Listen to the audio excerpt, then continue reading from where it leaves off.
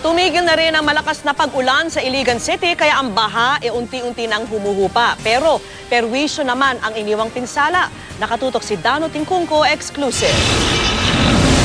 Humupa na ang ilog na umapaw nitong mga nakaraang araw sa kasagsagan ng ulan. Gaya nitong Kabaksanan River na umabot sa kalsada. Ang baha na 2 linggong natenga, kahapon lang nagsimulang humupa. Pero dahil malakas pa rin ang agos, tansyahan ng mga tumatawid na habal-habal. Dito sa sitio Kitungan, nakauwi na ang mga residente sa kanilang mga bahay. Hindi makatulog gabi basta makusog ang kuan. Baha.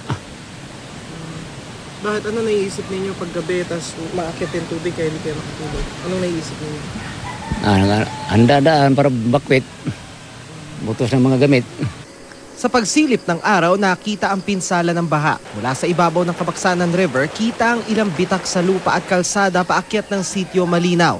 Hindi na madaanan ng mga sasakyan, maging ang kapilya nagka-damage. Dati nang merong bitak itong kapilya pero maliit lang at dito lang sa hagdanan. Kung makikita ninyo, ilang beses na rin itong napalitadahan. Pero dahil mahigit 2 linggo na yung pag-ulan na numbalik yung bitak dito sa hagdanan, dumami at nagtuloy-tuloy dito sa dingding hanggang sa sahig, pati na rin sa mismong likod ng simbahan at maging doon sa altar kung saan naroon yung mga imahen nitong kapilya na ito. Pangamba ng mga taga rito kapag nanumbalik at nagpatuloy ulit ang ulan, baka tuluyan ng bumigay ang kaisa-isa nilang kapilya.